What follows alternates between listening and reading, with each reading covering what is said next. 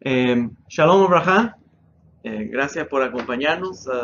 Estamos transmitiendo en vivo por Facebook de este lado y en la plataforma de Skype empresarial directamente delante de mí. Y tenemos aquí en vivo nuestros Talmidim y en vivo en todas partes del mundo.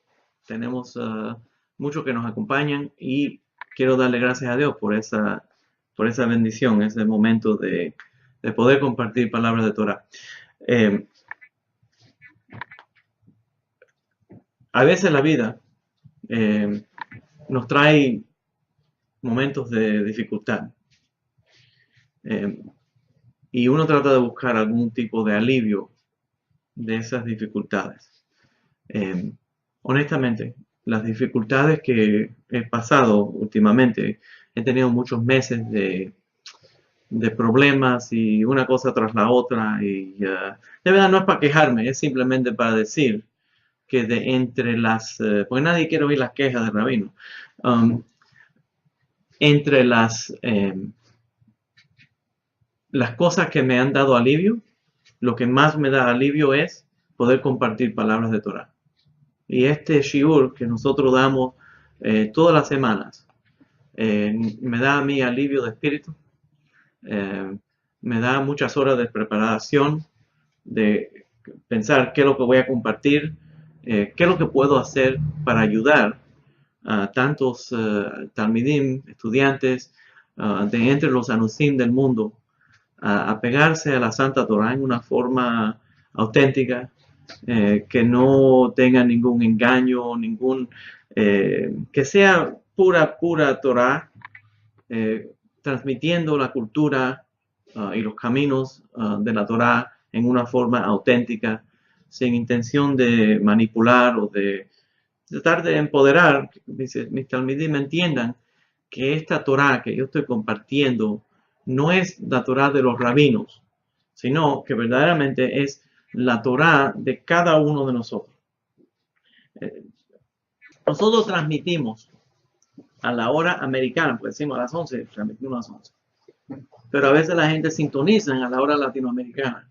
Un poquito diferente. Lo que estoy tratando de decir en una forma que me está tomando más tiempo poder decirlo, es simplemente que yo estoy agradecido a todos los que comparten conmigo estos momentos de estudio de Torah, porque me dan gran alivio a mi espíritu, me dan una gran oportunidad de analizar y de ver la Torah, pensando en qué es lo que yo puedo hacer para darle alivio, para darle apoyo, para animar a los talmidim, en luz de tantos que no quieren animarlo o no quieren ayudarlo, a adquirir la Torah auténtica del judaísmo y específicamente por medio del camino sefaradita. ¿Por qué yo quiero tanto el camino sefaradita para los anusim?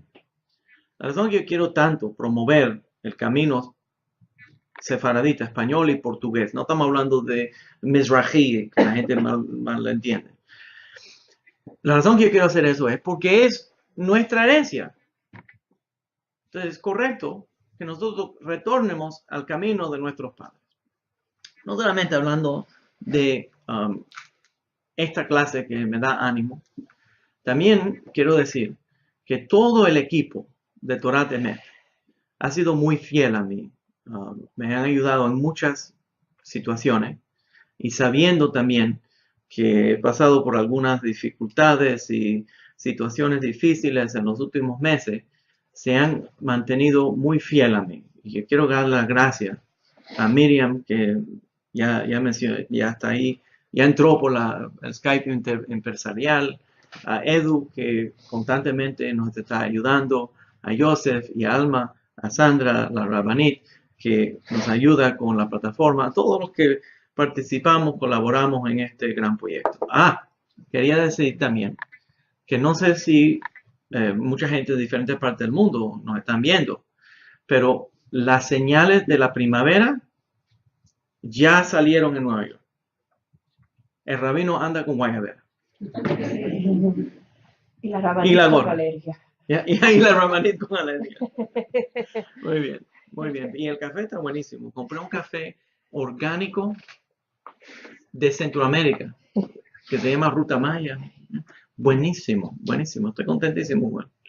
Miriam, yo cuando ella estaba aquí, Miriam de España, se pasó, gracias a Dios, todo Pesaj y un poquito más con nosotros. Y yo le preparaba el mejor café que podía conseguir, pero todavía no conocía ese. Tiene que regresar, Miriam, para poder tomar café. Señores, nosotros vamos a estudiar Parashat Acharei Mot y Kedoshim. Ahora, la clase de nosotros, yo lo sé, esa no es la Parashat de la semana. ¿Ya? Nosotros estamos estudiando una semana atrasada. El Shabbat se leyó Parashat Acharei Mot y Kedoshim, que es una doble Parashat, y voy a explicar en un momento por qué. Esa doble Parashat se leyó en Shabbat, y nosotros estudiamos lo que se estudió en la sinagoga en Shabbat. ¿Ya? También estamos un poquito atrasados, pero lo quiero mencionar, porque en el canal de nosotros de YouTube estamos subiendo poco a poco grabaciones cortas sobre la Haftará. Las Haftará son las secciones proféticas que se leen después de la porción de la Torá del pergamino, y yo he estado grabando shiurim de la relación entre la Parashá y la Haftará de cada semana. Entonces estamos poco a poco haciendo ese análisis. Les cuento también que me estoy preparando porque la semana que viene, si Dios quiere, tengo la bendición de que mi hija, Gila, la mayor, se va a casar en Bradley Beach, New Jersey. Y yo voy a hacer el Masader Kedushin, yo voy a hacer la boda. Se va a casar con Mijael Marel, un joven que me da mucha alegría que ellos se junten. Entonces, si Dios quiere, yo voy a hacer esa boda la semana que viene, por eso no voy a poder transmitir a las 11 porque voy a estar ocupado. Pero ya escribí una ketubá y pronto la voy a subir algunas fotos de la ketubá. También escribí una copia del Bendigamos, escrita a mano, que le puse plástico y la vamos a repartir en la boda.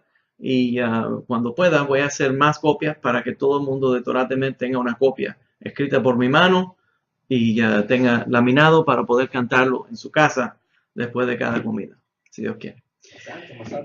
Gracias, gracias.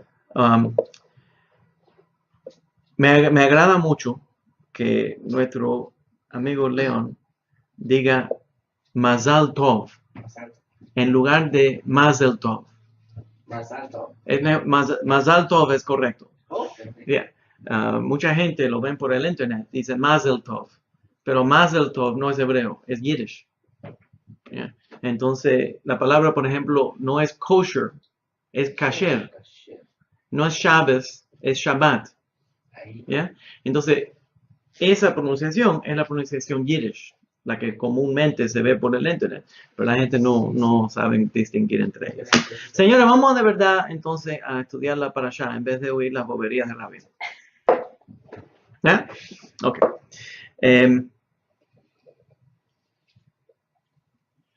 Primeramente, antes de comenzar las ideas formales de la parashá, porque estos dos parashiot tiene un material grande, muchísimo material de diferentes mitzvot, una larga lista de mitzvot. Antes de eso, quiero explicar por qué una doble porción. ¿Ya? Se dividieron los 5 libros de Moisés, desde Génesis hasta el final de Deuteronomio, en diferentes porciones, y cada semana se lee una porción con intención de que al final del año, en Simchat Torah, se hace una fiesta que se llama el Siyum, la culminación del estudio del libro de la Torá. Cada vez que uno estudia un libro de Torá, uno puede hacer una fiesta y eso se llama un Siyum. Cuando uno hace un Siyum, cuando un rabino, por ejemplo, un estudiante, estudia algo del Talmud y termina un tratado, un Mesechta del Talmud, hacemos un Siyum. Ese Siyum se reúne la familia y se comparte lo que uno aprendió. Cuando hay un minyan en ese Siyum, hay hasta un Kaddish especial que se dice en el Siyum. Y es un día de celebración a donde en esa comunidad, si el rabino o alguien que estaba estudiando Torah terminó un tratado del Talmud, por ejemplo, no se dice Tajanún, no se hace las confesiones y no se expresa ninguna tristeza ese día, por la razón de que hay una celebración de eso. Entonces, Simchat Torah, hasta cierto punto, se puede considerar como si fuera un sium, el gran sium de la lectura de la Torah, porque se terminó de leer el libro de Deuteronomio y automáticamente se vuelve a empezar a leer el libro de Génesis.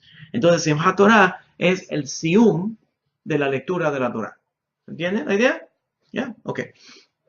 Entonces, normalmente se dividen los parshiot para que cuando lleguemos a Simchat Torah, se terminó toda la sección. Cuando hay un año bisiesto, el año bisiesto del calendario judío, se le añade mes número 13, un mes entero. Entonces, uno necesita más porciones para poder llegar al final en Simchat Torah. Entonces, las dobles porciones se dividen en esos años y se lee una cada semana.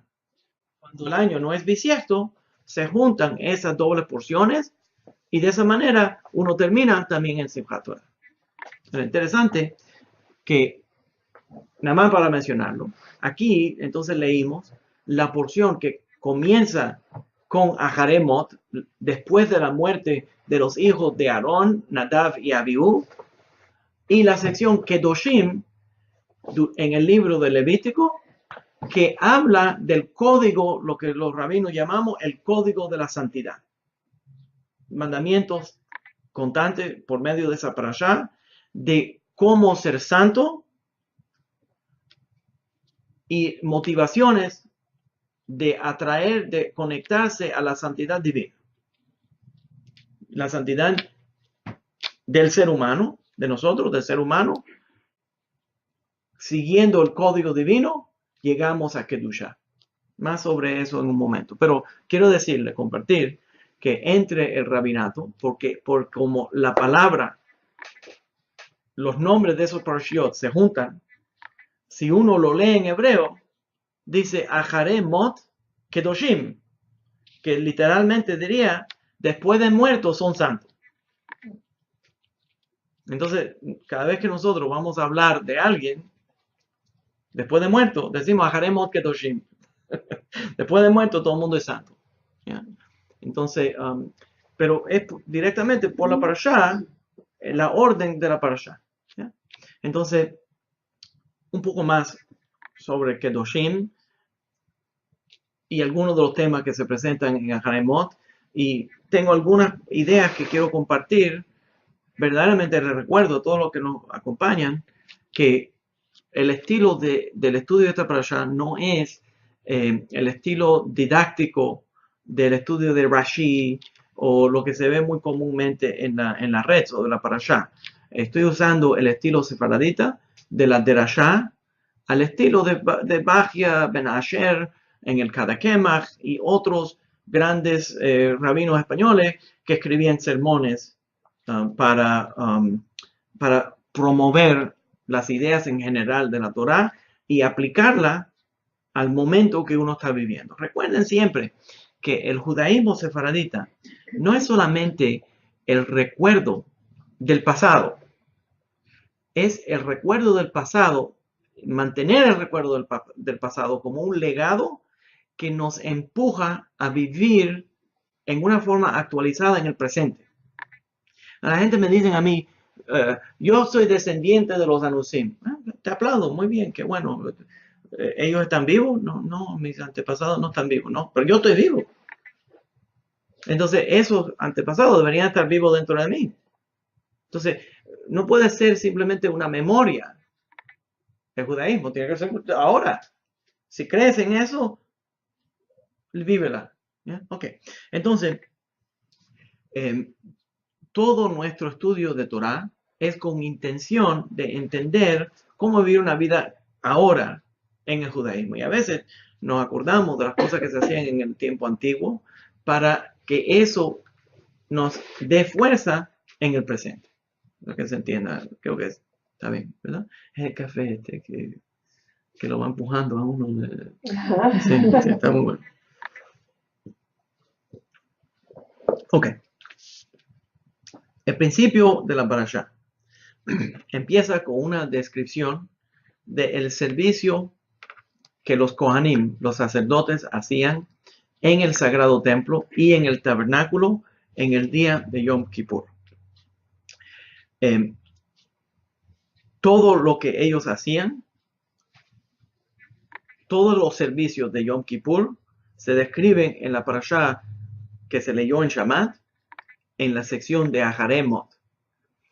Interesante que cuando Dios empieza a describir cómo se hacía el servicio en Yom Kippur, de pronto nos dice, y todo esto se dio, todos estos mandamientos se dieron después de la muerte de Nadab y Abihu, después de la muerte de Aarón, de los hijos de Aarón.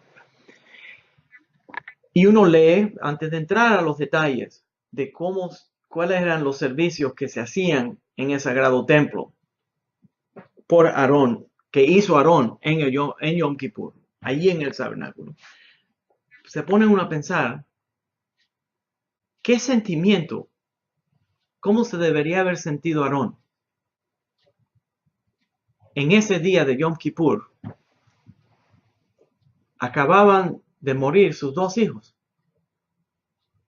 y está mandado a celebrar el servicio divino en el sagrado templo, y él solo, el sumo Cohen, está haciendo el servicio. Y me hace pensar una de las frases que creo que es más emocionalmente profunda dentro de la Torá. Cuando la Torá describe la reacción de Aarón, el hermano de Moisés, cuando sus hijos murieron de pronto en el medio del servicio, y la Torá dice, Vayidom a Aarón. Y Aarón se quedó silente. No sé si es que no podía expresarse. No sé si escogió a quedarse callado. Pero su silencio habla más que palabras.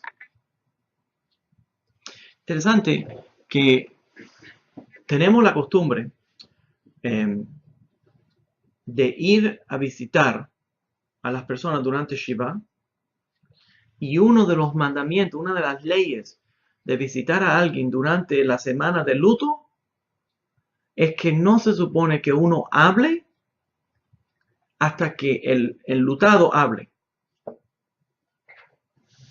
Interesante, ¿no? Entonces uno se sienta ahí, porque uno no está yendo allí para distraer al que está enlutado, simplemente para acompañar al que está enlutado. Entonces, tal vez ese silencio que Aarón se expresa por medio del silencio. Y la reacción de Moisés, su hermano, que no le dice, habla, di algo, o que no lo trata de distraer, simplemente acepta su silencio y lo acompaña. Tal vez esa es la fuente para esa costumbre judía de no ir ahí a crear una fiesta en una casa de Shiva, sino de simplemente demostrar que estamos contigo en ese momento de luto. ¿Bien? Aarón entonces tiene que hacer todos los diferentes ritos que se presentan para Yom Kippur. Ahora, recuerden que Yom Kippur es el día de la Capará, Yom Kippur, el día de la limpieza. No es solamente el día de Teshuvah, porque verdaderamente la Teshuvah es todo el año. Y cada vez que uno hace Teshuvah, uno recibe un tipo de Capará, un tipo de limpieza. Pero el tema de Teshuvah y Capará, teológicamente dentro del judaísmo, son sumamente interesantes. Y quiero entrar a algunos de esos temas hoy, pero verdaderamente no tenemos suficientes horas para hacerle justicia al tema. Pero vamos a entrar un poquito a los temas de Teshuvah y Capará, de los Karbanot que hacían los sacerdotes, los ritos que hacían y algunas de las ideas que se van presentando dentro de la parashá. Lo primero que quiero decir, antes de entrar al tema de Teshuvah y Capará, es que la Torá, enseguida que nos habla de la muerte de los dos hijos de Aarón, de Nadav y Abiú, nos habla de la forma correcta para que los Kohanim puedan entrar al sagrado templo. Nos da a entender de la relación entre ese mandamiento y que ya nos avisó que esto vino después de la muerte de Nadav y Abiú, que los Kohanim, los sacerdotes, al entrar al sagrado templo, tenían que tener mucho cuidado al entrar para prepararse correctamente para estar en la presencia divina. Una de las leyes que los Kohanim tenían que hacer, se menciona directamente en la parashá de esta semana, era lavarse las manos y los pies antes de entrar al sagrado templo. La halajá, la ley judía, entonces tratando de usar esa misma idea, pero aplicarla en una forma menos estricta, nos da la idea de que todas las sinagogas del mundo se llaman lo que se llama un mikdash me'at. Quiere decir un santuario en pequeño. El santuario en pequeño es una réplica simbólica del santuario en Jerusalén. Y todas las diferentes piezas de la sinagoga representan los muebles y los servicios que se hacían dentro del Sagrado Templo de Jerusalén. Y muchas de las oraciones que decimos todos los días, los korbanot, los sacrificios, específicamente describimos los sacrificios que se hacían en el Sagrado Templo y terminamos pidiéndole a Dios que aunque no pudimos traer los sacrificios en el lugar correcto, que no lo pudimos traer porque el templo desafortunadamente ya no existe, y que nos permita que algún día podamos tener la bendición de traer los sacrificios. Entonces no se malentienda. Y una de las formas que lo sabemos está en la parashá que leímos este Shabbat pasado. Uno de los mandamientos que se presenta en la parashá de esta semana, que leímos el Shabbat, es que el único lugar a donde se puede traer un sacrificio a Dios es en el Sagrado Templo de Jerusalén. Y solamente en una forma agradable, lo que dice la Torá, solamente en una forma agradable y solamente un animal, no estamos hablando de animal de cuatro patas, no estamos hablando de una persona que no entiende, solamente de un animal kasher, como la Torá va a describir, y un animal que no tiene ningunos fallos, que no fue abusado, que no tiene golpes, que no tiene ninguna imperfección, para que ese animal se traía al servicio, al Sagrado Templo, y se ofrecía dentro del altar. También vamos a ver hoy la excepción a la regla. La excepción a la regla es el Zar Azazel, el chivo expiatorio. Entonces tienes uno que son gemelos. Como parte del servicio de Yom Kippur, se traían dos chivos que eran idénticos. El sacerdote tenía que hacer una lotería.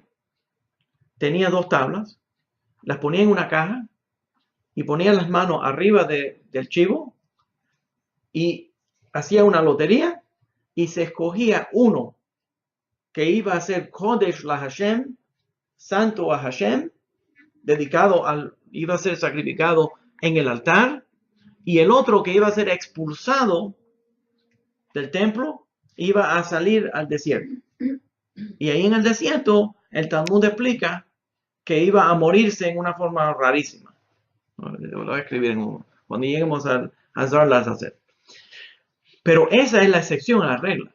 Normalmente, ningún sacrificio se puede hacer afuera del Sagrado Templo. Y todos los sacrificios, de acuerdo con la ley, todos los sacrificios que sean, tienen que ser agradables delante de Dios.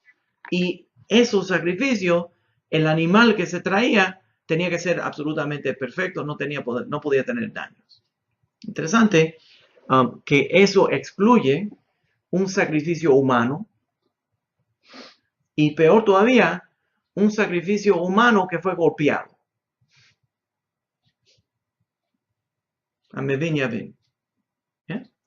Entonces, y si podría decir que fue un humano que fue un sacrificio, peor todavía, porque Dios dice que odia el sacrificio humano. Pero no solamente eso, no fue en el templo. Entonces no se puede decir que eso sería un sacrificio agradable delante de Dios. Ok. Un poco más. El patrón de las leyes para que los Kohanim puedan entrar al Sagrado Templo, su preparación, cómo podían tener el pelo, cómo se tenían que vestir, cómo se tenían que lavar, cómo no podían tomar antes de entrar al Sagrado Templo, hacer el servicio, etc. Todo ese comportamiento, la halajá, la ley judía, hoy en día la reflexiona también. ¿Cómo lo hace? Que uno, antes de entrar a la sinagoga, se tiene que preparar para entrar a la sinagoga. Uno no entra como le dé la gana a la sinagoga. Y cuando uno está en la sinagoga, uno se tiene que comportar en una forma agradable delante de Dios. Entonces, normalmente cuando nosotros vamos a entrar a una sinagoga, acostumbramos lavarnos las manos antes de entrar a esa sinagoga. ¿Para qué? Para prepararnos, al igual que el Cohen, en una forma simbólica. Para prepararnos, al igual que el Cohen, se preparaba para entrar al Sagrado Templo. Otro ejemplo, una cosa que yo he visto en muchas sinagogas que es absolutamente inapropiado, es las personas que se sientan en la sinagoga con las piernas cruzadas, como si estuvieran en la sala de su casa mirando televisión. Absolutamente inapropiado. Cuando un judío sefaradita entra a una sinagoga, cada vez que vamos a entrar por la puerta, aunque uno salga en el medio para ir al baño, cuando uno regresa, uno para en la puerta antes de entrar y se inclina en una forma reverencial al Jejal, a donde se guarda la Torá, al Jejal, y entonces uno entra en una forma respetuosa a la sinagoga. Uno no puede entrar a la presencia divina sin pedir permiso. Y cuando uno se sienta en la sinagoga, se supone que uno se siente con los pies en el piso en una forma correcta. No se supone que uno se ponga a hablar o compartir bromas durante el servicio con la idea de enseñarle reverencia al Sagrado Templo. ¿Ya? Y está en la parashá de esta semana. Darle reverencia al templo y también darle honor a nuestros padres. ¿Ya? Pero la idea es darle reverencia al templo. Entonces es correcto que cuando uno va a la sinagoga, al igual que el Cohen tenía que comportarse en la forma correcta, que uno se tiene que comportar en la forma correcta. Ahora, voy a añadir aquí que nosotros en la comunidad sefaradita hacemos todo lo posible para darle mucha reverencia a la sinagoga. Y las costumbres españolas y portuguesas no es solamente hacer esa reverencia cuando uno entra, cada vez que uno va a entrar, pero también cuando uno recibe una aliyá a la Torá, cuando uno lo llaman a la Torá, uno no puede irse de a donde está la Torá de la Tebá, a menos que el lector o el que está llamando, el Parnas que está llamando las personas a la Torá, le dé permiso. Entonces uno ve en la sinagoga española y portuguesa que después de leer la Torá, le hace así y entonces la persona puede salir, pero hasta que venga la otra persona. Pero hay una orden a esto. Cuando sacamos la Torá, tenemos un proceso de sacar la Torá. No es solamente que vamos a sacar la Torá y la vamos a pasear por toda la congregación y todo el mundo se va a tirar a tratar de darle un beso. No, así no es como funciona. La forma que uno hace es que entre la Tebá y el Ejal hay un espacio. Un grupo que ya ha sido anunciado va al Ejal, saca el Sefer Torah, y entonces en una forma reverencial, digno de un rey, se trae esa Torah a la Tebá. Por esa razón, nosotros no acostumbramos también tener la gritería, el rock concert de Simchat Torah que se ve en la cultura hasídica. En una forma respetuosa, expresamos nuestro amor para la Torah, pero no en una forma, ¿cómo se puede decir eso? Fuera de control. Se hace en una forma respetuosa, pero no se pierde el control delante de la Torah. ¿Ya? Por esa razón también tenemos la costumbre de tapar la Torah entre los aliyot. ¿Ya? Entonces hay mucha orden que se va presentando por medio de esta parasha. Okay.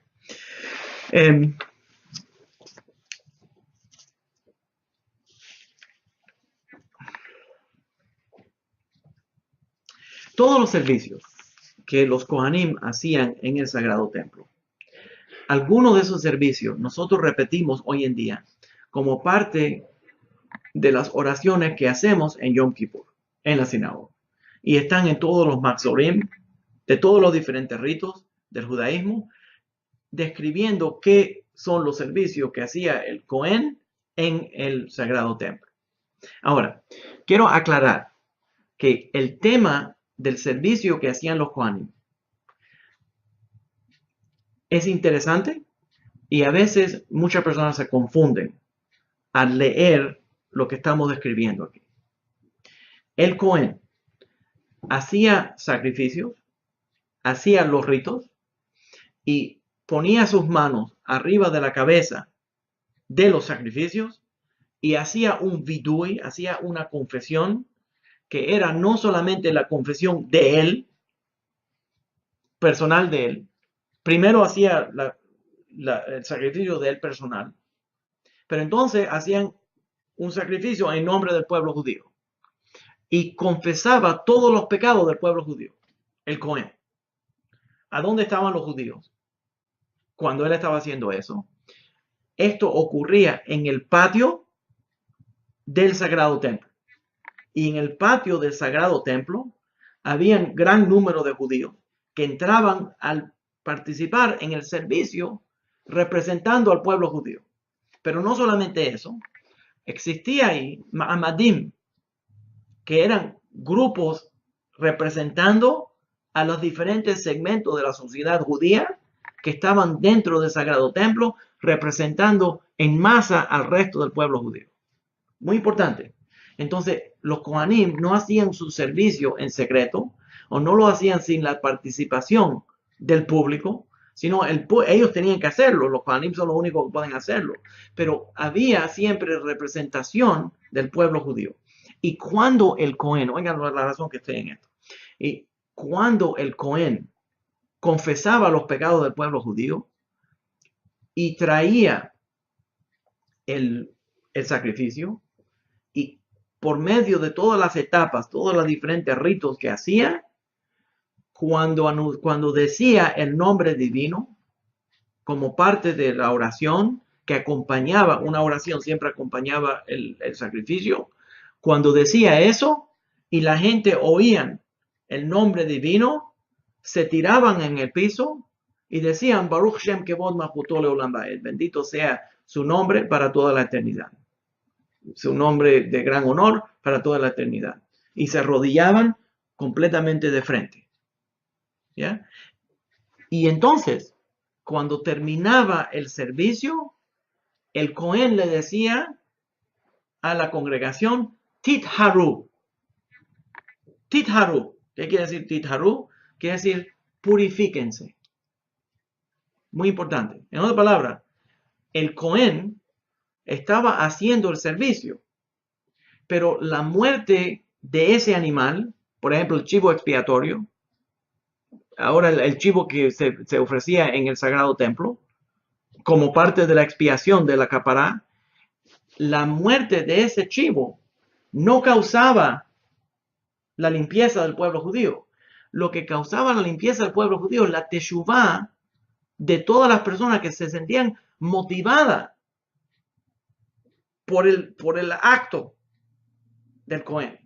Entonces el Cohen, al terminar el servicio, a cada etapa le decía Titharu, purifíquense. ¿Qué quiere decir? Admite tu pecado, regresa a tu Dios, haz teshuvá. Entonces, la única forma entonces verdadera de recibir alguna capará, de recibir alguna limpieza del pecado, no es por medio del sacrificio, sino es por medio de la teshuvá, del arrepentimiento. La capará, el sacrificio de capará que ocurría en Yom Kippurim, que ese capará quiere decir limpieza, ocurría por medio de la teshuvá y por medio del sacrificio. Ahora voy a añadir un tema más que es importante también. Y otro tema bíblico teológico que es muy importante. Es interesante la forma que el pueblo judío nos relacionamos al pecado y a la limpieza del pecado.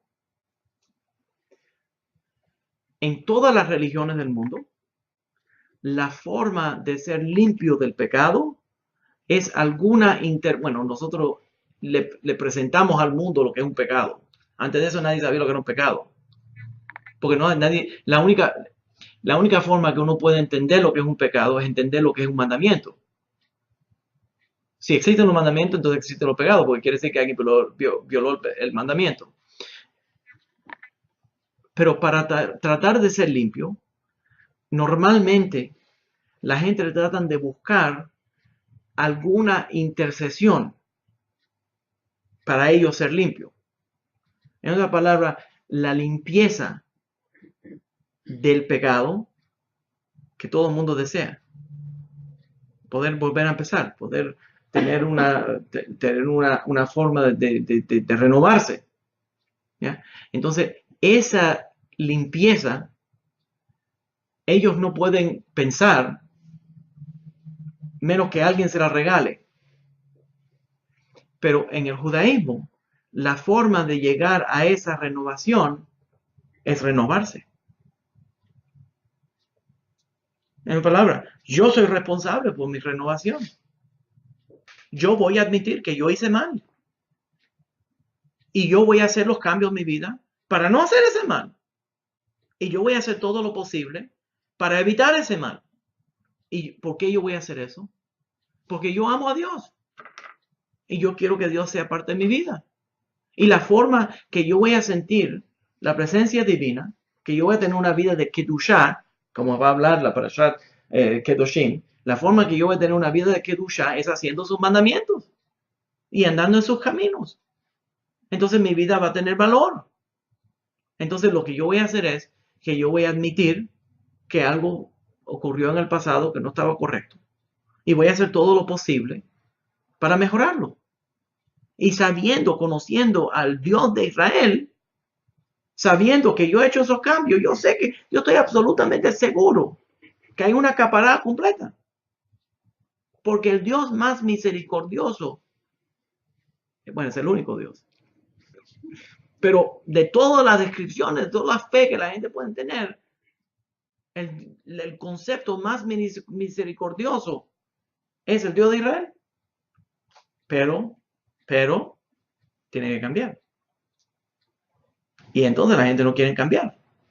Lo que quieren es un free ticket. Pero el cambio es un regalo de amor.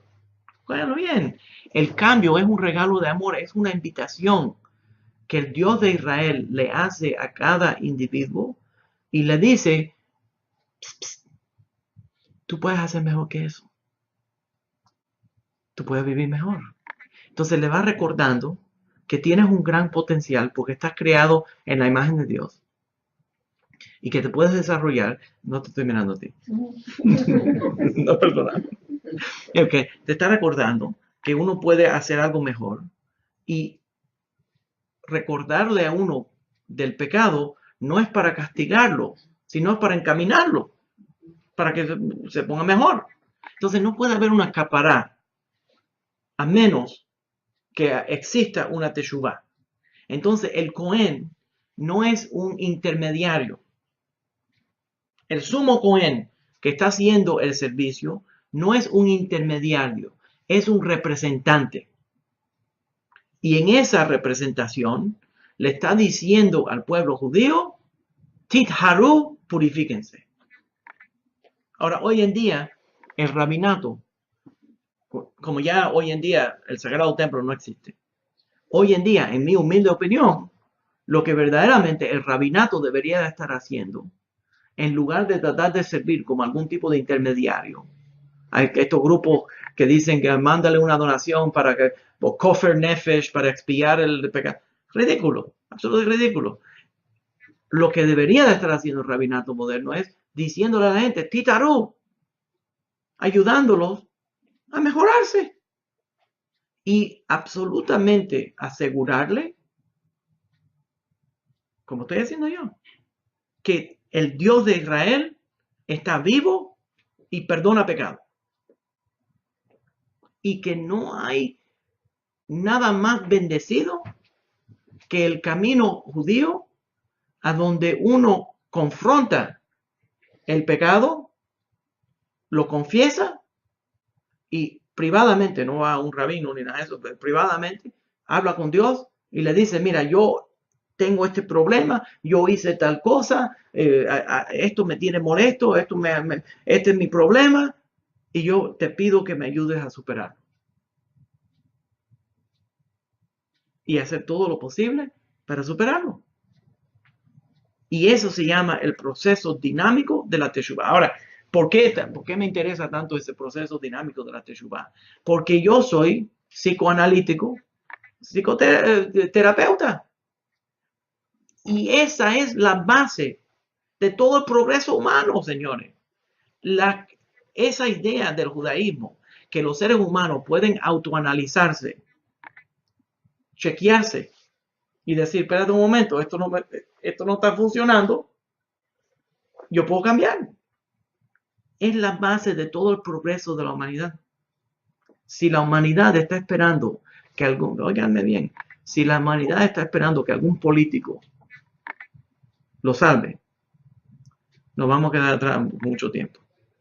Si ustedes están esperando que un rabino los convierta a ustedes o que les ayude a ustedes, se van a estar mucho tiempo sufriendo. La única forma que uno puede verdaderamente, no puede confiar de Rabino Viña, yo no tengo poderes mágicos. La única forma de echar para adelante en el judaísmo, acercarse a Dios, es coger y de su propia voluntad, Titaru, purifíquense, como decía el Cohen. Ustedes lo hagan. Entonces, ese proceso es un proceso dinámico de la teshuvá y la capará. Ahora, lo que encuentro irónico es como un niño de 5 años que le dice a un viejo de 90 años cómo amarrarse los zapatos. Es absolutamente ridículo. Entonces, vienen aquí gente que son inmaduros, religiosamente inmaduros, y ellos se creen que ellos son los únicos que saben lo que es una capará. Pero la única razón que saben lo que es la palabra capará es porque nosotros la enseñamos. Entonces, en el proceso de la teshuvá y la capará, bienvenida, en el proceso de la teshuvá y la capará, es dinámicamente lo que describe el judaísmo y todo eso es un proceso para sentir Kedushá, para sentir santidad. Ahora, yo le he dicho anteriormente, pero quiero entrar a este tema porque a mí me gusta repetirme repetidamente. ¿Se entendió? Entonces, una de las ideas más básicas del judaísmo, pero que es tan básico que la gente no se da cuenta, es como no darse cuenta que uno está respirando, es que los mitzvot, los mandamientos, la ley y todos los ritos del judaísmo y todo lo que es parte de una vida que podemos describir como una vida de judaísmo, su meta, su destino final es crear una a donde uno siente que la vida de uno es digna de ser llamado vida. ¿Entiendes? Y se basa en una de las ideas principales presentada en el Talmud como una de las ideas centrales del judaísmo, que los humanos fuimos hechos en la imagen de Dios. Y toda la parashá de esta semana nos dice, al igual que yo soy santo, espero que ustedes también sean santos. En una palabra, ustedes pueden llegar, los seres humanos, Dios le está hablando a los seres humanos, dice, nosotros podemos llegar a un nivel alto de santidad porque somos hechos en la imagen de Dios. Eso es una invitación al ser humano de levantarse, de salir de lo que él se imagina es una limitación que yo no puedo, y él puede decir yo sí puedo. ¿Por qué yo sí puedo? Porque yo estoy hecho a la imagen de Dios. Ahora, el Rambam nos presenta, el Maimónides nos presenta otra forma de decir esto. Es decir, está en el Moreh Nevuchim y estábamos hablando de este tema. ¿Cuál es la diferencia, de acuerdo con el filósofo Rambam, el Maimónides, entre la idolatría y el judaísmo? Ahora, recuerden, todas las religiones del mundo son idolatría, menos una, el judaísmo.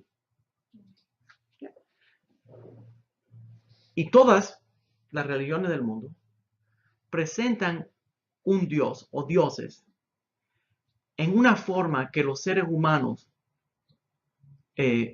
puedan entenderlo, captarlo. Una palabra, para que el ser humano pueda tener alguna relación con ese Dios que ellos quieren, Dios con minúscula, no con mayúscula, que a ese Dios que tiene alguna relación, te lo pintan o te lo dibujan para que tú puedas enfocarte en él. O para emocionarte, te dicen que ese Dios se encarnó en el cuerpo humano y que sufrió y todo lo demás. Entonces, como él sufrió, ahora tú puedes tener alguna relación con él porque ese Dios sufrió. Y ese Dios ahora puede tener alguna relación contigo porque él sufrió. Eso se llama idolatría. Porque eso lo que hace es coger el concepto divino que es de afuera de las limitaciones humanas y lo vuelve limitado a condición humana, a la condición humana. Pero el judaísmo lo que hace es que lo hace a la inversa y le dice al ser humano, aunque tú tienes limitaciones y estás viviendo en la condición humana, tú puedes ser más allá de esa limitación, de esa condición humana. Como fuiste creado en la imagen de Dios, tú puedes vencerle a eso. ¿Entiendes lo que estoy diciendo? En una palabra, esta es un concepto, la razón que el judaísmo no puede presentar un Dios encarnado o puede presentar un Dios a donde nosotros nos podremos imaginar un viejo gordo en el cielo, como pintaban a Jesús. Que no podemos imaginar esas cosas porque limitan la expresión de ese ser divino a la imaginación humana. El otro día, en el internet, en el Facebook, vi un dibujo que lo encontré que me dio ganas de vomitar. Y fue una persona que, con buenas intenciones, pero el camino al infierno está hecho de buenas intenciones. Entonces, dibujó este persona, dibujó una mano en el medio del cielo, soltando las tablas de la ley en el monte Sinai. Y en la mano tiene el Yud He Vav He, para que se entienda que esa es la mano divina dando la Torah. Señores, eso es absolutamente prohibido por la ley judía. Dibujar cualquier concepto que le da una forma física a Dios es absolutamente prohibido. Cuando la Torah dice que Dios sacó al pueblo judío con brazo extendido, eso no quiere decir que Dios tiene un brazo. Lo está poniendo al concepto humano para que podamos entender que usó mucha fuerza para sacarnos. Pero Shalom, Dios nunca tuvo un cuerpo humano, ni un brazo, ni se enfureció. Dios no tiene emociones. Dios no tiene nada de esas cosas. Nosotros somos los que lo tenemos. Entonces es muy importante porque verdaderamente la razón que ando en esto es porque el proceso de identificación del pecado es admitir que nosotros los seres humanos nos equivocamos. Tenemos fallos, tenemos limitaciones. Pero enseguida que admitimos que tenemos limitaciones, no decimos, ok, me voy a quedar con mis limitaciones, que voy a hacer, soy un ser humano, ya, no puedo hacer nada. No, al revés. Decimos, al igual que yo fui creado a la imagen divina, yo puedo mejorar. Admitiendo eso, confesando eso, yo puedo hacer algo para promoverme, para motivarme, para emocionarme, para acercarme a la santidad más alta.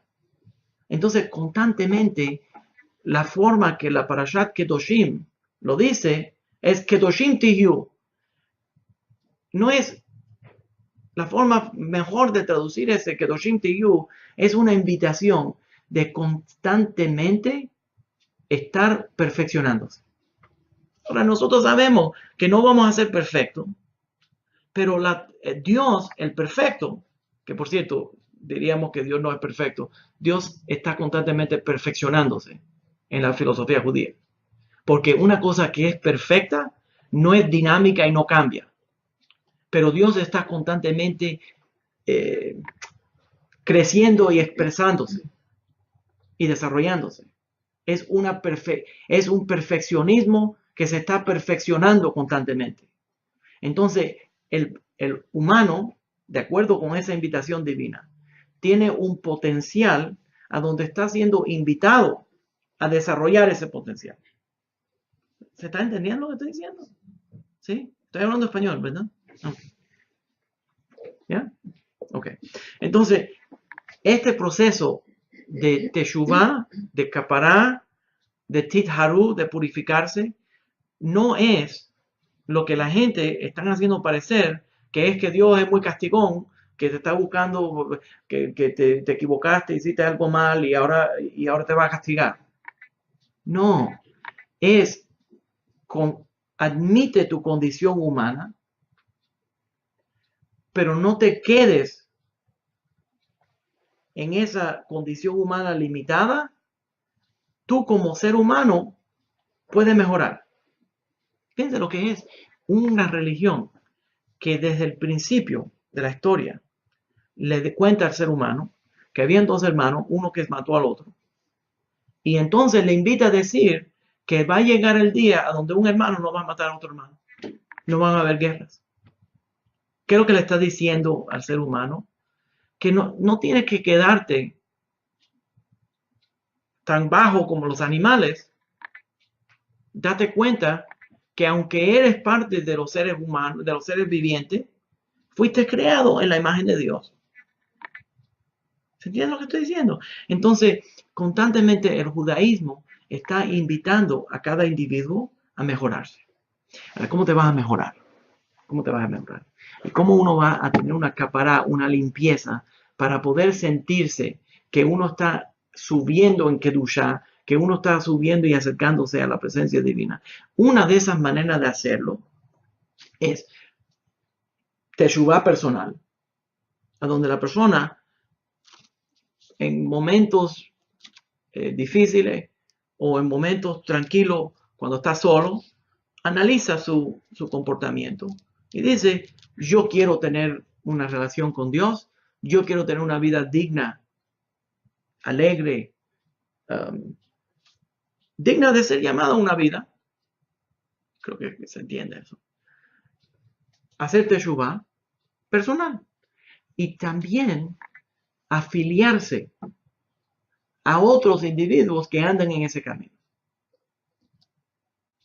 Y eso es una parte comunal de la capará y de la teshuvá. Entonces, el servicio de Yom Kippur hace las dos. Hace una capará personal y una capará comunal. Y el Rambam, Maimónides, en la sección de Hilchot Teshuvá, en la sección que habla de las leyes del arrepentimiento y toda esta renovación, cuando habla de la capará, uno de los temas centrales de la capará, de la limpieza de Yom Kippur, es el tema comunal de Yom Kippur. Una palabra, otras religiones, para poder llegar a capará, se concentran se limitan a lo que es el sacrificio, la muerte, el sacrificio. Pero en el judaísmo, lo que causa la capará, esto es la parte más importante, lo que causa la capará no es solamente hacer teshuvá personal, pero también creer que va a venir el día que la humanidad va a hacer teshuvá.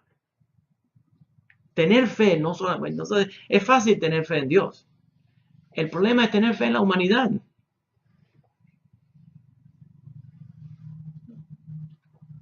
¿Ya? Entonces, tener fe que la comunidad también va a hacer teshuvá. Entonces, parte de la oración, parte del servicio que hacía el Cohen en Yom Kippur era representar la sociedad. Los judíos que estaban en el Sagrado Templo, que se ponían en el patio y recibían ese mensaje de Titharu, representaban no solamente a ellos como individuos, pero representaban toda la sociedad judía en general. Y todavía hoy en día, oigan lo que voy a decir, todavía hoy en día queda como parte de la capará, parte de la limpieza de Yom Kippur, queda el aspecto comunal para poder recibir capará. Se puede ver en la oración de Kal Nidre, cuando empezamos en Yom Kippur, a donde hacemos la declaración de la cancelación de todas las promesas. Antes de eso, se anuncia en la sinagoga, como parte del rito, que de acuerdo con la orden rabínica de la tierra, la corte rabínica de la tierra y la corte celestial, es permitido orar con los pecadores. ¿Qué quiere decir eso? Lo que quiere decir es que esta experiencia que vamos a tener juntos en Yom Kippur es una experiencia comunal. Y se unen los justos y los pecadores, porque es comunal. Entonces la forma de hacer una capará dentro del judaísmo es no solamente como un individuo, sino ser parte de un pacto, de un pueblo. Entonces, yo tengo una serie, esto es difícil de explicarlo. Estoy tratando no solamente, esto es la dificultad, es que no solamente compartir los detalles que están dentro de la parashá, sino la cultura que le da fuerza a esos detalles. Entonces nos ponemos en la red y vemos lo que dice Rashi, lo que dice, pero no entendemos todo lo que está ocurriendo dentro de esta parashá. Entonces, la forma verdaderamente de recibir capará es por cambios individuales que yo hago, decisiones que yo hago y ritos y prácticas que yo hago cosas que yo limito porque yo quiero volverme una persona santa y hacer las cosas correctamente. Y también porque tengo un pacto y un compromiso con algo más grande que yo. Ese pacto y ese compromiso es con el pueblo judío. Y por medio de esa Am Kadosh, de esa nación santa, y mi pacto con esa nación santa, yo le doy santidad a ellos y ellos me dan santidad a mí. Y le doy santidad a ellos y ellos me dan santidad a mí. Y entonces se va poniendo más y más fuerte mi conexión al camino de la santidad. Entonces, tenemos a Nusim que en secreto, todavía están en secreto, y dicen, oh, yo tengo sentimientos de judío, pero no me reúno con los judíos. Y desafortunadamente hay judíos que no le dan no le ayudan a que vengan a reunirse. Pero tenemos que desear ser parte no solamente del pacto como individuos creyentes en la Torah, pero también ser parte del pueblo judío. Y eso forma una capará. ¿Está entendiendo lo que estoy diciendo? ¿Ya? Otra forma de explicar esta situación, porque el zar, la azazel, el rito del chivo expiatorio de esos dos que eran idénticos, los dos chivos, uno recibía los dos recibían la confesión del pecado, uno se expulsaba y el otro se traía al sagrado templo. Otra forma de decirlo, al estilo del Rambam, al estilo de Maimónides, esto es puro separadita, es que hay dos tipos de pecado. Dos tipos de pecado. Uno de ellos es, yo hice algo mal, pero deseo, de todas maneras, aunque hice algo mal, yo profundamente deseo estar cerca de Dios. Quiero estar en la casa de Dios todavía, aunque yo hice mal. El otro es la persona que ya se ha vuelto tan podrida que dice, yo no quiero ni ser parte de la casa de Dios. Una rebelión completa. Tienes Het, Abón y Pesha. Pesha es una persona que ya está tan mal que dice, esto no tiene ningún valor para mí.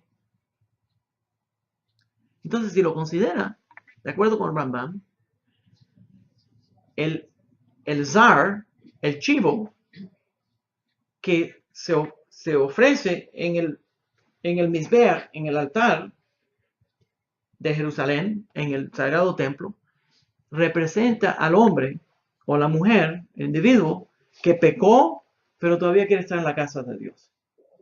Y el otro representa al tipo que se quiere ir de la casa de Dios, pero de todas maneras está incluido. Entonces uno, el rito expresa que ambos, de una manera o de la otra, tienen una parte en el servicio. Ahora, no se puede decir que el Zar la Azazel, el chivo que fue botado del sagrado templo y sacado lejos de la ciudad, que es algún tipo de sacrificio, como yo vi en la red, que dice que es un sacrificio a Satanás. Por favor, señores, sería absolutamente prohibido por la Torá hacer un sacrificio a cualquier otro ser menos el Dios de Israel. Y solamente en el sagrado templo, y solamente los Kohanim, y solamente en ese altar. Entonces sería absolutamente prohibido decir que esto es algún tipo de sacrificio a Satanás.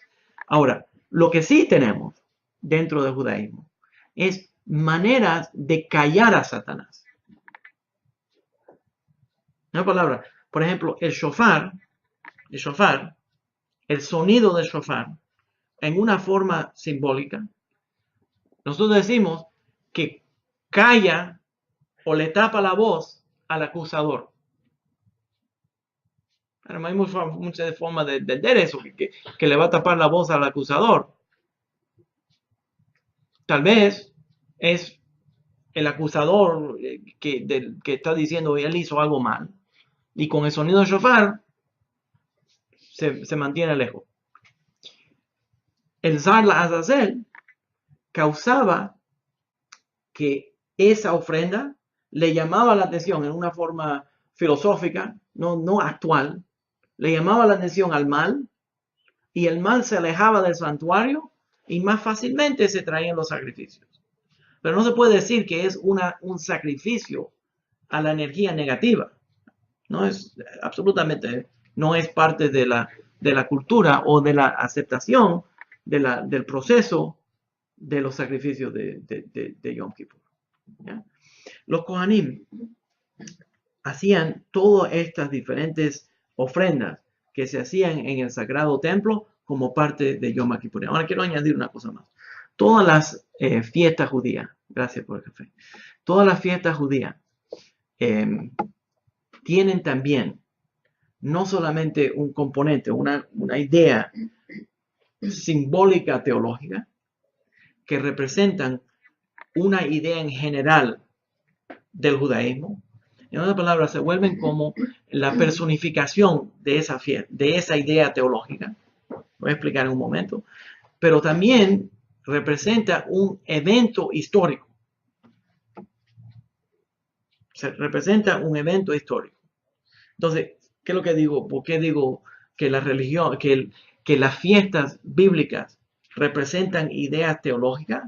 Porque cada una de ellas tiene un tema. Cada una de las fiestas judías tiene un tema.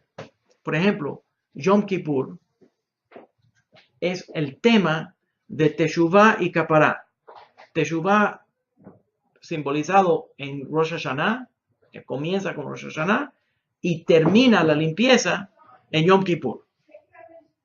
Entonces, ese es un tema, pero todo el año uno puede hacer Teshuvah. Uno puede confesar y ser limpio durante el año. Pero esas dos fiestas representan esa idea. Pesach, la Pascua judía, acabamos de pasar. Pesach representa Yetziat Mitzrayim, la libertad. Me va a decir que no hay libertad en ningún otro tiempo. Creo que sí. Todo el año nos acordamos del éxodo de Egipto. Pero el día de Pesach se vuelve la personificación, la expresión perfecta de ese momento. Shavuot nos acuerda del momento que recibimos los 10 mandamientos en el monte Sinaí. Que recibimos la Torá. ¿Me va a decir que no recibimos la Torá el resto de los días del año? Claro que sí. Cualquier momento que uno quiere recibir la Torá, uno la recibe. Pero ese día, históricamente, nos recuerda. Ahora, ¿por qué estoy diciendo esto? Porque Yom Kippur es históricamente el día que Moisés subió al monte Sinaí, oró 40 días y recibió el perdón de Dios por el becerro de oro y recibió la segunda tabla de la ley. En otra palabra, Yom Kippur es el día del perdón. Pero no solamente es el día del perdón, es el día de la renovación del pacto. ¿Por qué? Porque nos dio, no solamente fuimos perdonados por la ley, pero nos dio la ley de nuevo. Y la forma de ser perdonado, óiganlo bien lo que le estoy diciendo. La forma de ser perdonado no es alejarse de la ley, es acercarse a la ley. ¿Se entiende lo que estoy diciendo? Una palabra, si no hay un pacto renovado con la ley, entonces no hay perdón. La teshuvá quiere decir que yo admito que la ley me prohibió lo que yo hice, que yo violé ese pacto y que yo quiero renovar ese pacto. Quiere decir que la única forma verdadera de tener una capará, de tener una limpieza, es renovarnos en la ley. Es acercarnos más aún a la ley. Coger el camino de la santidad, el camino de guardar los mitzvot. Entonces, eso es, lo puedo decir en la forma expresiva de lo que ocurrió en la historia de Yom Kippur. la historia de Yom Kippur, Dios nos perdonó por el pecado del becerro de oro y nos renovó el pacto porque nos dio la segunda tabla de la ley. Entonces, de nuevo, para que entre, lo voy a repetir repetidamente. La forma de recibir capará no es alejándose de la ley, es acercándose a la ley, renovando el pacto con la ley. Y no solamente eso, pero uno de los problemas, óiganlo, uno de los problemas con el pecado del becerro de oro, se puede oír el tema cuando Moshe oye la bulla que estaba viniendo del pueblo judío y cree que hay una guerra. Hay una guerra. La Torah dice, hay una guerra que está ocurriendo ahí. Y entonces no es una guerra, es que el pueblo judío ha llegado a un terrible pecado. ¿Por qué la Torah nos va a dar un detalle como que hay una guerra ahí? Y Moshe se siente muy mal porque hay una guerra. Porque parte de la renovación del pacto es la unión del pueblo. En otras palabras, la Torah nos dice que cuando el pueblo judío llegamos al monte Sinaí, que Belev Echad, con un solo corazón, éramos uno solo el pueblo. Todos teníamos un solo corazón. Nos unimos de todo corazón para recibir esa Torah. ¿Qué quiere decir? Que el aceptar la Torah no es solamente el aceptar la Torah como un individuo, sino es aceptar la Torah como miembro de un pacto nacional. ¿Se está entendiendo? En otras palabras, que yo crea en la Torah, que yo diga que yo creo en la Torah, no es suficiente. Yo tengo que ser creyente en la Torah y en mi pueblo Israel. Y no puedo yo ser un individuo sin tener conexión a una cosa más grande que yo. Y parte de la capará es que estábamos unidos de nuevo. Entonces, en Yom Kippur, el pueblo judío ya se volvió a unir y por eso pudimos recibir el nuevo pacto, el pacto ese renovado de la capará. Entonces, ahí hay un aspecto que es individual y un aspecto que es comunal. Y la única forma de recibir una capará individual es sentirse conectado a la sociedad y al pacto con el pueblo judío. Entonces, ¿qué quiere decir eso? Yo entiendo todo esto desde la parte, del punto de vista teológico, pero yo tengo una responsabilidad. Mi responsabilidad es ser el rabino de los Anusim. Entonces, cuando yo analizo esta situación, yo sé que yo tengo un gran número de talmidim que dicen, bueno, yo no tengo que unirme al grupo porque yo me siento judío y ya eso es suficiente. No, señores. No, señores. No es suficiente. Para que sea suficiente, yo tengo que hacer un pacto con Dios y un pacto con Israel. Si yo no hago un pacto con Israel, la capará no está completa. Yo tengo que ser parte del pueblo judío. Ojalá que me puedan entender lo que le estoy diciendo. Es sumamente importante lo que le estoy diciendo. Porque eso es central. Y lo que te estoy diciendo es que la gente está respirando, pero no nos damos cuenta que el aire está entrando y saliendo. Pero está entrando y saliendo. Y eso es parte de la identidad judía. Si no tienes un compromiso con el pueblo judío, tu compromiso con Dios está flojo. ¿Yeah? Ok.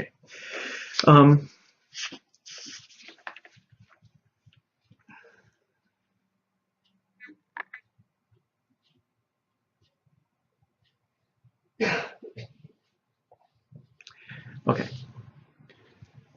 La Torah, en la parashá Aharei Mot y Kedoshim, nos habla sobre los sacrificios que se traían en ese día de Yom Kippur.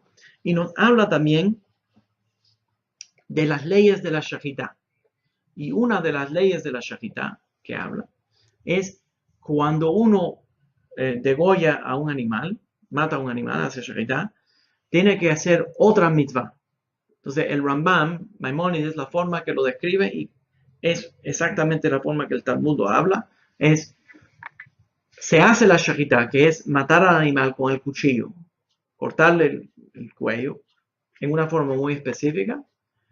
Cuando esa primera sangre sale, esa primera sangre que viene de una behemá, y voy a escribir lo que es una behemá en un momento, porque habían sacrificios que eran de una behemá o sacrificios que eran de una jaya, y vamos a hablar de lo que es una behemá y una jaya en un momento.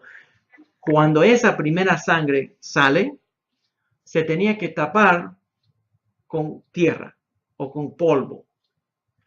Esa mitzvah es una mitzvah separada de la Shahitá.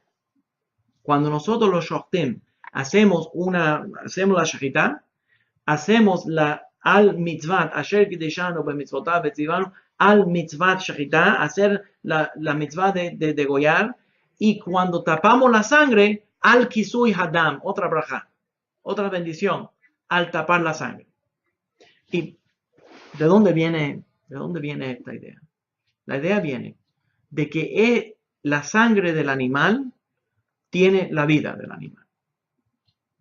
Y nosotros también tenemos la sangre de la vida. Y la vida de nosotros se representa por esa sangre.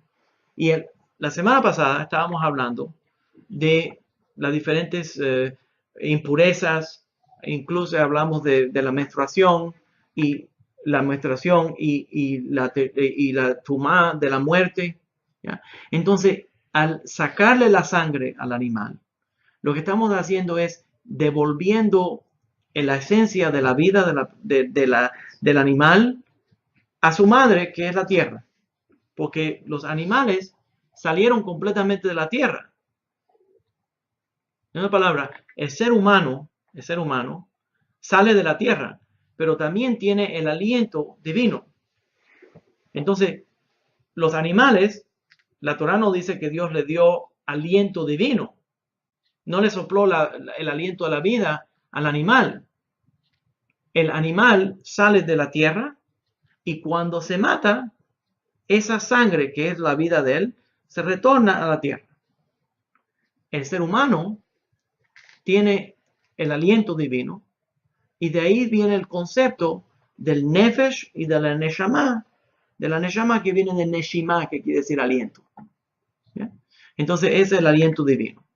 Ahora, nosotros al retornar esa sangre, entendemos que es absolutamente prohibido comer sangre.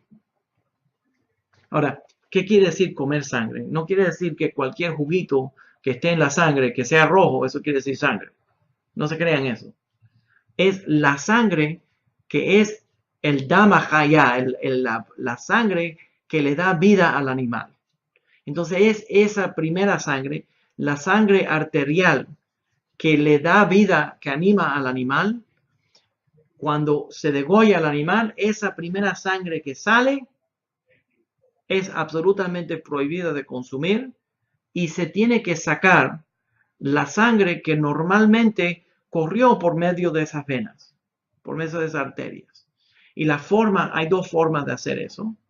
Uno sería con fuego, oigan bien, con fuego, como se hacía en el altar de Jerusalén.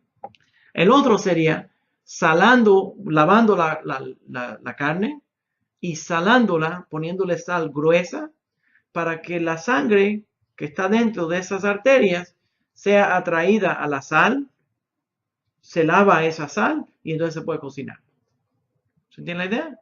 Y eso es para quitarle esa sangre. ¿Por qué? Porque nosotros tenemos también que respetar la vida de ese animal. Entonces, al traer un sacrificio de animal y usar esa sangre y tapar la sangre de ese animal, estamos admitiendo que nosotros también somos sangre. Pero interesante que un korban no quiere decir que yo voy a matar la parte animal mía. No quiere decir que yo voy a destruir la parte animal. Es que estoy admitiendo que yo tengo una parte animal y que yo quiero usar esa parte animal para acercarme a Dios. ¿Sabes lo que eso quiere decir? Quiere decir que la santidad se tiene que expresar en la vida diaria, en su vida personal, en la forma que uno anda en el mundo. Si te sientes que quieres acercarte a la santidad, come solamente carne kasher. Si te sientes que quieres vivir una vida santa, limita tus contactos sexuales. ¿Estás entendiendo? Si quieres vivir una vida santa, controla tu boca. No le metas una maldición a un sordo. No le pongas un tropiezo a un ciego. ¿Qué quiere decir poner un tropiezo a un ciego? Engañar a alguien. Interesante, por cierto, que la prohibición de hablar lashon hara está al lado de la prohibición en la parashá de esta semana, está al lado de la ley que dice, y no te quedarás callado cuando a otra persona le hacen daño o cuando hay un peligro para otra persona. No te quedes tranquilo cuando otra persona está en peligro. ¿Qué quiere decir eso? Esa es la limitación a la shonará. ¿Qué quiere decir? Cuando a uno le dicen, los rabinos que quieren controlar a la gente, le dicen a la gente, y los pastores son buenísimos en esto, le dicen a todo el mundo, no puedes hablar la shonará. Dicen, eso es la shonará. ¿Qué es lo que quiere decir eso? Que no puedes decir cuando él te haga un fraude, porque entonces estás hablando mal. Pero el mandamiento dice, no permitas, no te quedes tranquilo cuando la sangre de otra persona está a riesgo. ¿Sabes lo que eso quiere decir? Que si yo sé que alguien es un ladrón, le tengo que avisar al otro, ten cuidado que ese tipo es un ladrón. Porque si no, entonces yo me estoy quedando callado mientras le están haciendo un daño. Está directamente en la persona. Evidentemente. A ver, pues ese no es el punto. El punto es que hay una lista extensiva en la parashá, en la parashá que leímos en Shabbat, de prohibiciones sexuales, y toda esta parte de la prohibición sexual, todas las diferentes prohibiciones sexuales, es parte del tema de cómo adquirir santidad, y la forma de adquirir santidad no es solamente por la fe, la forma de adquirir santidad es por el comportamiento. Como yo fui creado en la imagen de Dios, me tengo que portar en una forma santa. Al igual, dice Dios, al igual que yo soy santo, ustedes serán santos. ¿Se entiende la idea? No es una idea complicada. ¿Ya? Pero muchas veces las religiones se concentran, ponen mucho enfoque a la fe. A la fe. El judaísmo le pone mucho enfoque a la fe expresada por medio de los mitzvot. Y cada vez que algo tiene, oye esta idea, cada vez que algo tiene mucha potencial para desviarnos del camino de la santidad, la Torah le pone mucha ley. Tiene mucha ley. Por ejemplo, la lista de prohibiciones sexuales es extensiva y tiene muchos detalles. Y entonces cuando uno empieza a estudiarla, no solamente es el mandamiento, pero las permutaciones de los mandamientos. Entonces, como la sexualidad se puede volver algo a donde uno no tiene control, tiene mucha ley para encaminarla a la forma correcta de que tenga que duchar. En otras palabras, la forma de llegar a la santidad es por medio de la ley. La Torah prohíbe, en la parashá que leímos, comer glutinosamente. ¿Te imaginas? Es interesante, ¿no? No se puede volver un monstruo. Parece que quiere que la gente esté a dieta. No puedes comer en una forma glutinosa. ¿Qué quiere decir eso? Lo que quiere decir es que no te vuelvas una cosa de consumir, de consumir, de consumir. Y por eso hay muchísimas leyes de kashrut, para que la vida tenga control, tenga un límite. Todo lo que tiene el potencial de desviarnos, la forma de desviarnos del camino de la santidad, de la presencia divina, la Torah lo balancea poniéndole ley. Entonces eso comprueba lo que estoy diciendo anteriormente, que la forma de recibir capará, perdón y limpieza, no es alejarse de la ley, es acercarse a la ley. ¿Ya?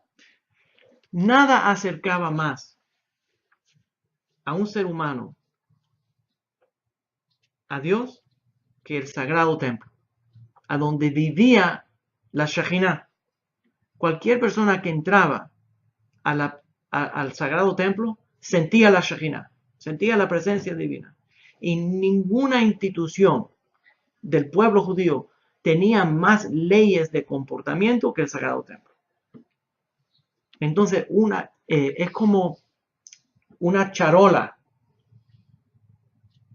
que le da honor a algo, es la ley. Cuando esa ley tiene, cuando esa idea o esa institución o ese comportamiento tiene mucha ley dentro del judaísmo, es porque es muy especial. Cuando no tiene tanta ley, cosa común. ¿Sí?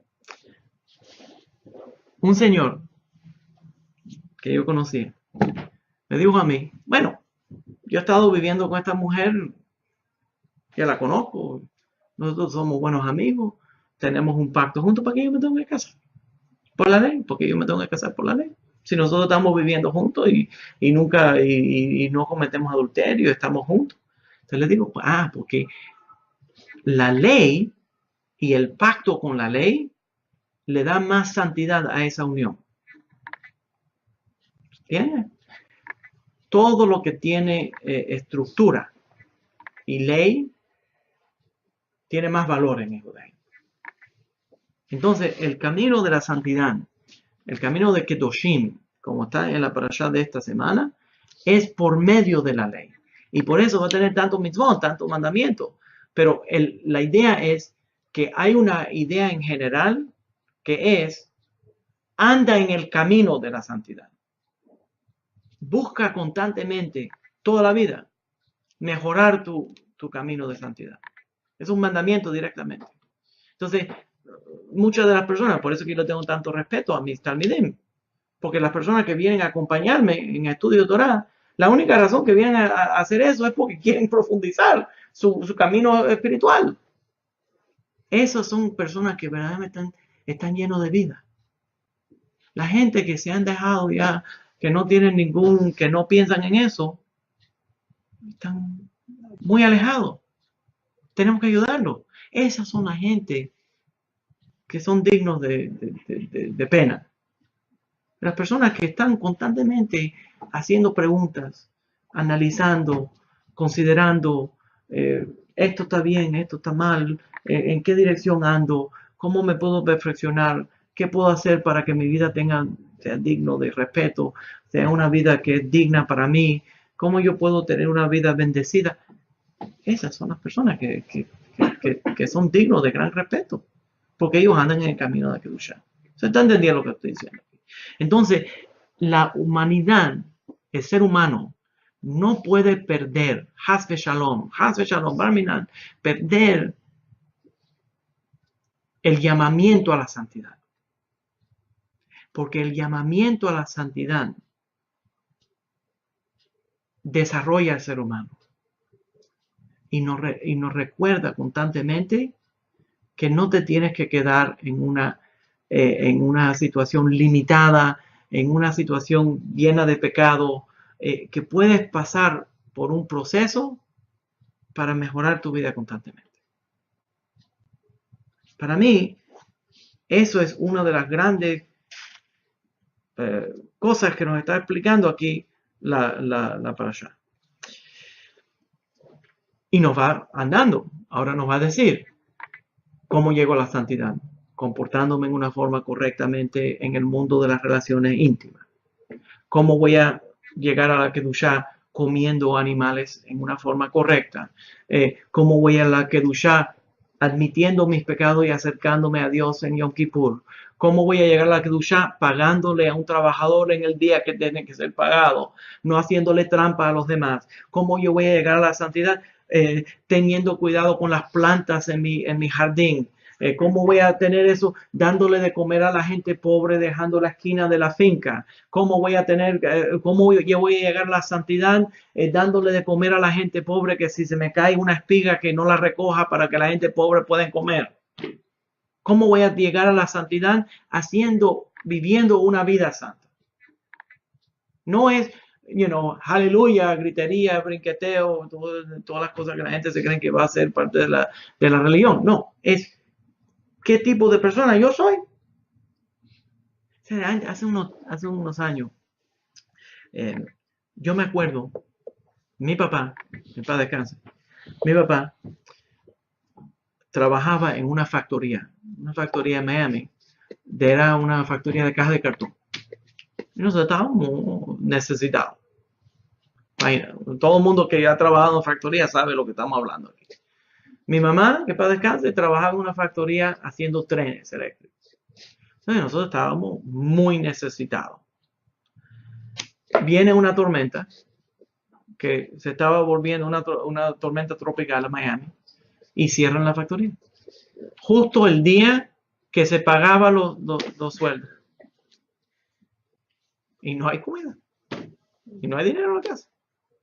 Y, oye, hasta los niños lo sentían. y los padres tratando de no decirle la preocupación. Los niños lo sienten. ¿Puedes creer? A mí nunca se me olvida. Nunca se me olvida. ¿Puedes creer que en el medio de la tormenta que le decían a la gente que no podían salir, oímos a alguien tocando la puerta? Mi papá abre la puerta.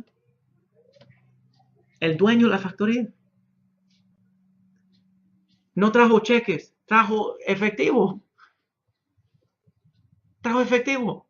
Pagó a todos los trabajadores. Judío. Un judío. No estamos hablando de un judío ortodoxo, pero más ortodoxo no puede ser. Se volvió un día de fiesta en la casa. Nosotros no sabíamos. Pero imagínate eso. Fue a todas las casas, los trabajadores, de casa en casa, y le pagó en efectivo. Y le digo, no, yo no traje cheques porque yo sé que ustedes no van a poder ir a los bancos y ustedes necesitan el dinero. No.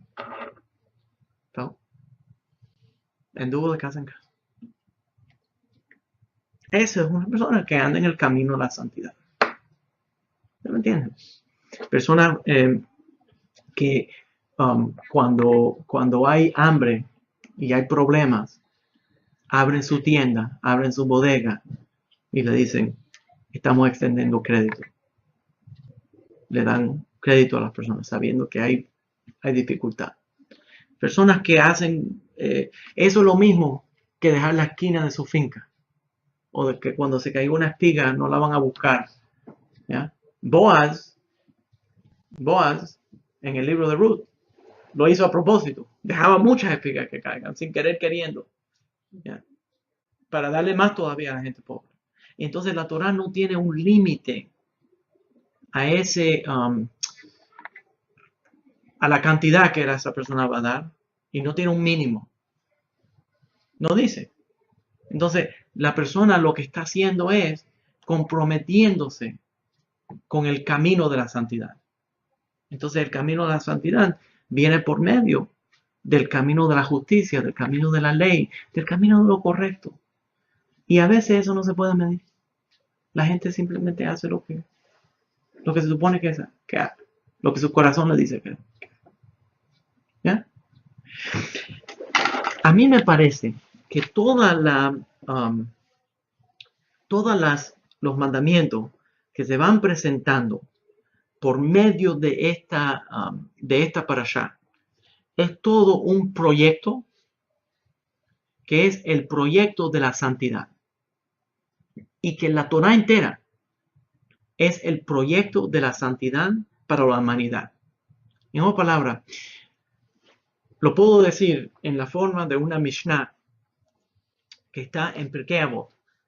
Y la Mishnah cita a Rabbi Akiva. Y Rabbi Akiva dice en Pirkei Avot que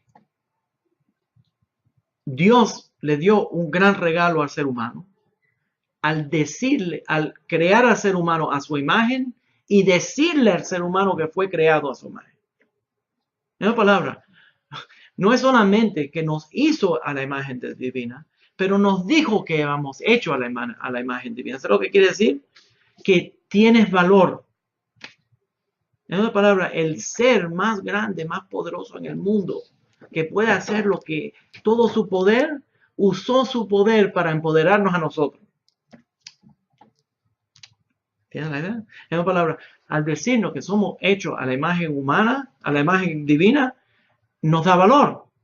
Porque no hay nada más perfecto que la imagen divina. Entonces, como no hay nada más perfecto que la imagen divina, eso me dice a mí que bueno, yo puedo llegar a la perfección. Yo puedo llegar a la santidad. Yo puedo llegar a que mi vida tiene valor. Yo puedo dirigir mi vida en un camino divino. Entonces, me está invitando a eso. Me gusta la forma de contarle. Cuando yo empecé a dar clases en las escuelas públicas en Nueva York, yo era un muchacho, yo era un niño. Yo me di cuenta que yo era un niño, yo creía que yo era un hombre, pero yo era un niño. Me pusieron a dar clase en una clase de 5º grado, en una escuela bilingüe, en una clase bilingüe. Bilingüe de verdad quiere decir que enseñan en español. Y dan una clase de inglés, ESL, ahí, bueno. Entonces, yo siendo el único hombre, era escuela primaria. Todas las maestras eran mujeres. Me dieron todos los criminales. Todos los niños delincuentes me lo dieron a mí. Entonces yo no me di cuenta, porque yo creía que era un hombre, pero era un niño. Entonces me pongo a analizar ya después de un mes trabajando con estos muchachos que me tenían ya loco. Entonces yo tenía 38, 39 muchachos en la clase. Yo no podía ser maestro y era policía todo el día. Entonces me pongo a pensar. Una noche llegué así, llegaba a la casa ya que no podía hacer, dolor de cabeza, de nervioso. ¿Qué yo puedo hacer para estos niños? Para ser maestro de ellos. El próximo día llegué a la clase y le dije a uno de los niños, estaba dándole una tarea y me di cuenta que él tenía mucho, era natural, tenía mucho talento en matemáticas. Y le dije, tú tienes gran talento en matemáticas, tú podías ser un matemático, un maestro de matemáticas. Y el niño me miró. Y los demás niños. Y empecé poco a poco a sembrarle a los niños lo que ellos podían ser. Tú tienes el potencial de arte. Tú podías ser un pintor. Tú podías ser una diseñadora de ropa. Entonces, al invitarlos a ser mejor de lo que la gente le habían dicho que ellos podían, que ellos eran, porque la gente lo tenía como delincuentes a los niños. Ya estaban en 5º grado, que estamos hablando de niños de 10 años, 12 años, ya son delincuentes. Si le dicen los padres y los maestros, todos le dicen, tú no vas a servir para nada, no van a servir para nada. Pero si el Dios que creó a la humanidad le dice, yo soy santo y tú puedes ser santo, ¿hasta dónde voy a llegar? Entonces fui desarrollando a los niños, diciéndole, tú puedes, tú sí puedes, tú vas a hacer, tú puedes. Cambió completamente el comportamiento, porque los invité a identificar su potencial y a desarrollarse y dirigir su vida para su potencial. Entonces a mí me parece que la parashá mi humilde opinión, la parashá de esta semana es un regalo a la humanidad, a darse cuenta que fuimos creados en la imagen de Dios y que todo el proyecto de la Torá es para desarrollar esa santidad. Entonces, ¿por qué la Torah tiene tantos mandamientos? ¿Tú sabes por qué tiene tantos mandamientos que le aplican a los seres humanos? Porque somos dignos de recibirlo. En otras palabras, nosotros tenemos tanto valor que la Torah legisla todo lo que tiene valor. Y los seres humanos tenemos tanto valor que la Torah nos protege, nos arropa con ley.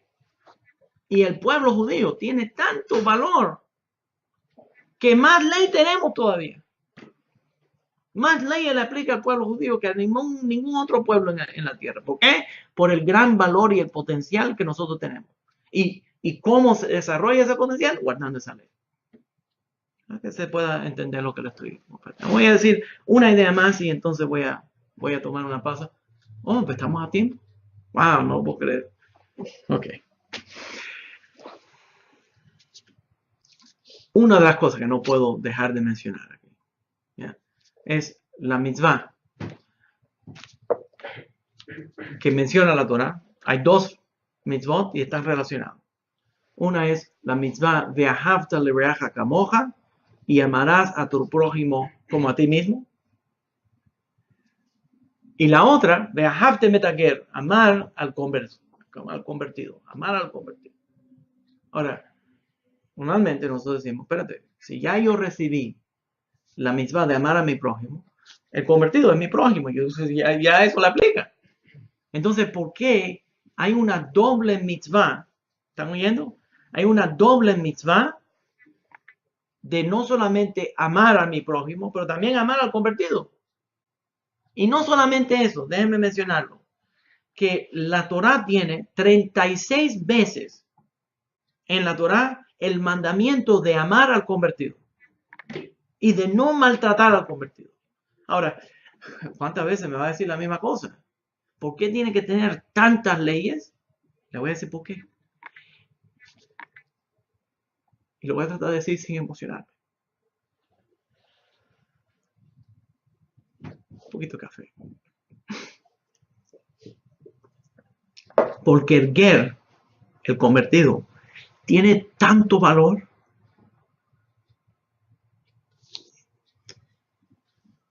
es una cosa tan preciosa que Dios ama tanto que lo protege con tantas leyes. El Shabbat es el día de la semana más precioso de todos los días y tiene muchísima ley. El santuario de Jerusalén es el lugar más sagrado en el mundo y está lleno de ley. El pueblo judío es el pueblo más precioso en toda la tierra. Está lleno de ley. Y de entre los judíos hay una persona que es tan apreciada que la Torah lo viste de honor y le pone 36 coronas. Y ese es el ger. Entonces, es tan apreciado el ger. Dios nos ama tanto que lo santifica con tantos mandamientos uno arriba del otro para que sea aún más apreciado. ¿Se está entendiendo lo que le estoy diciendo? Entonces tenemos la mitzvah Be'ahavta lereaja kamoja, amar a nuestro prójimo como nos amamos a nosotros mismos. Y tenemos la mitzvah de amar al ger adicionalmente. Entonces, cuando amas al ger, no solamente hiciste la mitzvah de Ahavta lereaja kamoja, amar a su prójimo, pero le añade ahí 36 bendiciones adicionales. De no maltratar al ger, de amarlo, de promoverlo, de no hacerle trampa, de traerlo a una corte justa, de todo lo demás, de nunca recordarle que era un ger, de todas las 36 diferentes formas que la Torah le da honor al ger y lo protege. ¿Por qué? Porque él tiene, no porque él es débil, No crean que es porque él es débil. Es porque la Torah lo ama tanto y porque es tan sagrado el ger que tiene todos estos mitzvot. Al igual que el santuario de Jerusalén tenía tantos mandamientos, el ger también tiene tantos mandamientos. Porque es la cosa más preciosa en el mundo. Ahora, ¿por qué el ger? Yo me pregunto, ¿por qué el ger tiene ese valor? Y le voy a decir por qué. En mi humilde opinión. Tengo que admitir que es mi humilde opinión. Le voy a decir por qué. Hay dos caminos que yo conozco al judaísmo. Uno es un camino y hay otro que combina los dos. Pero déjame escribir los dos primero. Uno es el camino de la memoria de nuestros padres. Una palabra, como nuestros padres, Abraham, Isaac, Jacob, las matriarcas, se acercaron a Dios y aceptaron estos mitzvot. Y tenemos siglos, nosotros el pueblo judío, de guardar estos mandamientos. Y de generación en generación entramos a nuestro pacto con el Eterno, haciendo sus mitzvot. Y es un legado que nuestros padres nos dieron a nosotros. Nosotros tenemos un compromiso con mantener esa memoria ancestral viva en este mundo. ¿Por qué celebramos Pesaj? Zechel Yetziat Mitzrayim, recordando el día que Dios nos sacó de Egipto, hace miles de años. Entonces estamos hablando de 2000 años, 3000 y pico de años. Entonces tenemos este pacto de memoria, un pacto de mantener vivo esa memoria. Y hay un segundo. Ahora eso muchos judíos guardan los mitzvot porque esa es su herencia, esa es su cultura, esa es su memoria ancestral. Y entonces ahora hay otras personas que tal vez no salieron de Egipto. No son descendientes de la gente que salieron de Egipto. Es decir, alguien que de los mayas, alguien que de los aztecas, del Olmec, de los Olmec, que lee la Biblia, lee la Torah y dice, yo creo en esto. Guaraní, cree en esto. Y dice, yo me siento motivado por esto. Entonces, no estamos hablando de una persona que está guardando los mandamientos por una memoria del pasado, sino es alguien que está guardando los mandamientos porque en el presente, oigan lo que le estoy diciendo, en el presente el Dios de Israel le está hablando y lo está promoviendo y está causando que él se siente, que sienta un acercamiento, un llamamiento a acercarse al camino de la divinidad, al camino santo. Entonces, uno de ellos, óiganlo, uno de ellos me da el testimonio que en el pasado Dios hizo grandes milagros para una nación especial. Y esos grandes milagros trajo a esa nación especial a entrar a un pacto muy profundo con Dios, que yo absolutamente creo. Y el otro me dice a mí que hay personas en este mundo que todavía están oyendo lo que ese Dios hizo en el pasado y que Él todavía está haciendo milagros en el presente. El ger, el convertido, está dando un testimonio. Ese testimonio es que el Dios de Israel está vivo. ¿Se entiende? En otras palabras, el ger no está haciéndolo simplemente, no se está convirtiendo y practicando la vida judía simplemente porque sus padres la practicaban. En muchos casos, los gerim que vienen a convertirse, los padres mismos se enojan porque ellos están haciéndolo. Y contrario a todo lo que la familia entera no le guste, ellos siguen adelante tratando de acercarse. Entonces, eso es un testimonio. Es un testimonio que esta religión no es una reliquia del pasado, no es una pieza que debería estar en un museo. ¿Tú ves lo que pasó con ese café? ¿Que tú le echaste café? Ustedes le echaron un polvito. Okay. Entonces, que no es una reliquia del pasado, sino que está viva. Y entonces, hay un tercer círculo. ¿Cuál es ese?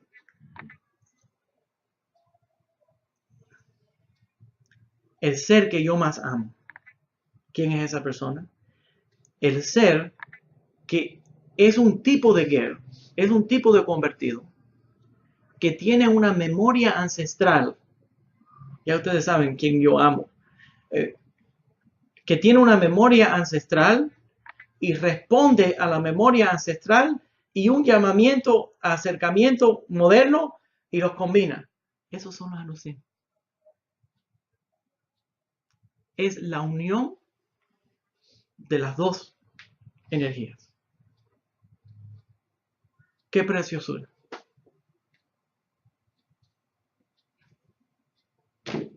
Qué cosa más preciosa. Es una persona que de su propia libertad dice, yo creo en esto, yo voy a actuar en lo que yo creo, yo voy a vivir.